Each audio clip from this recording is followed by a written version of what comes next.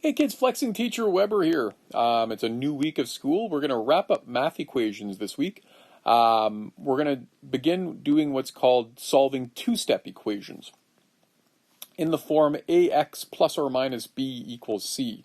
In a few minutes you'll understand more what that means. Now, basically you actually already know how to do all this stuff already. We're going to be taking the one-step equations from the last couple weeks, and we're going to combine some of those things into two steps. So let's take a look at the first question here. It says solve each equation, show all work.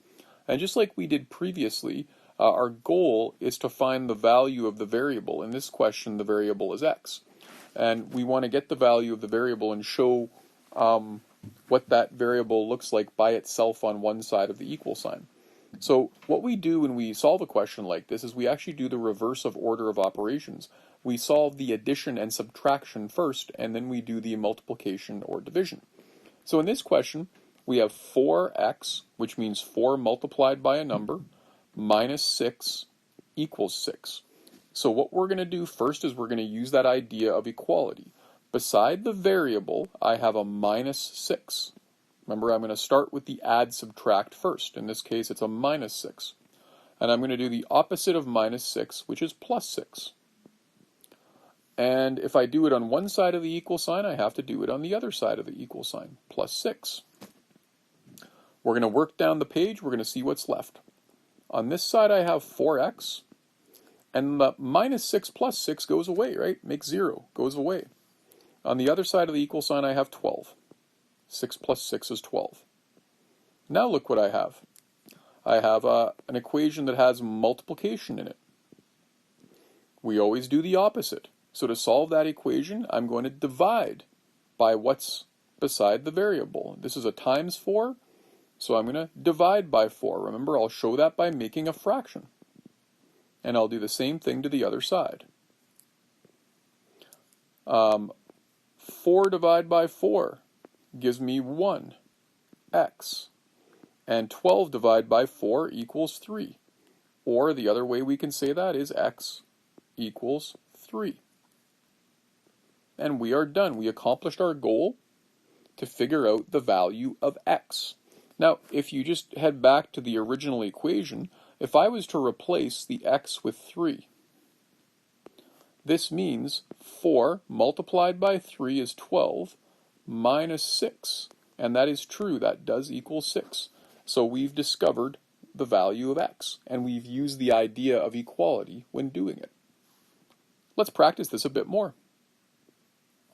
Number 2, 18 plus 9h equals 81. Okay, in this question, the variable is h, and we have a 9h there, which means 9 multiplied by h. We also have a plus 18, because even though there's no sign in front of the 18, that means it's plus 18. So we do the reverse of order of operations to solve this. Beside the variable is a plus 18. We're going to start with that, and we're going to subtract it off and do minus 18. And we'll do the same thing to the other side, 81 minus 18. Let's see what's left. 18 minus 18 goes away, and I'm left with a positive 9h. Now I can just write that as 9h equals 81 minus 18. Okay, well, 81 minus 10 is 71, and minus 8 more is going to be 63. Now I'm left with 9h equals 63, or 9 multiplied by some number equals 63. Do the opposite of multiply by 9 now, which is to divide by 9. Divide by 9, divide by 9.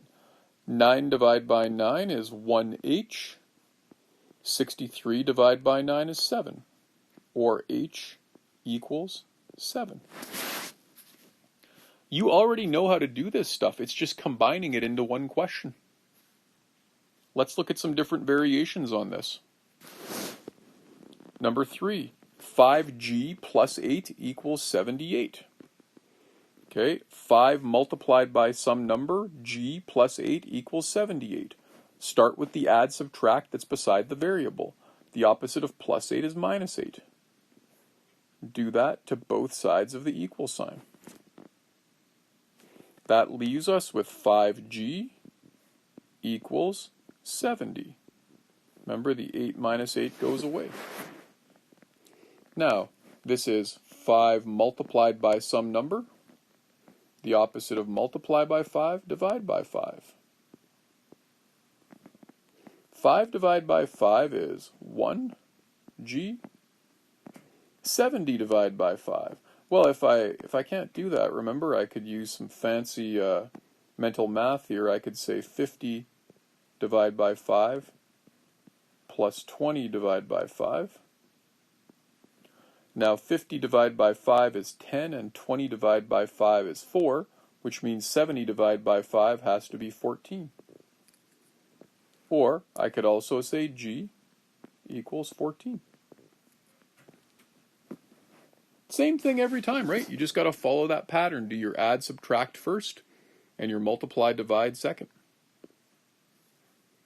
Oh, look at this one. This time, the variable's on the other side of the equal sign, but we've done this kind of thing before.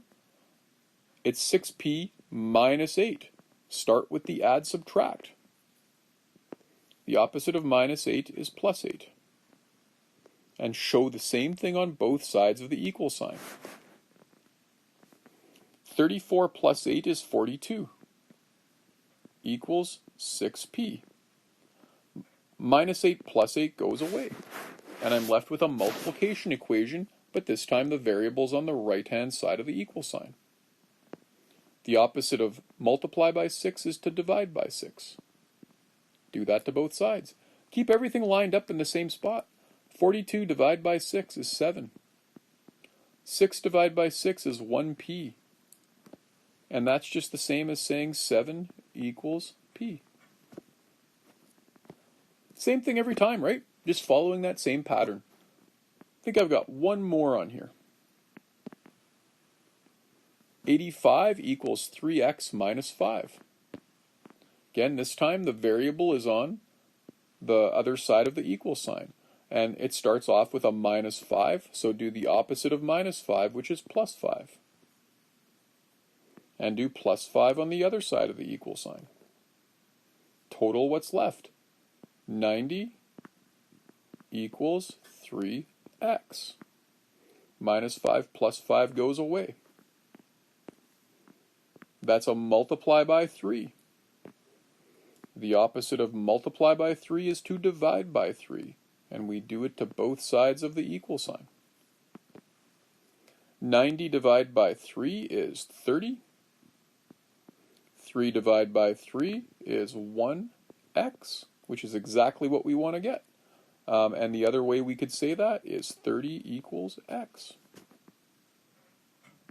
So two-step equations, kids, building on what you already know.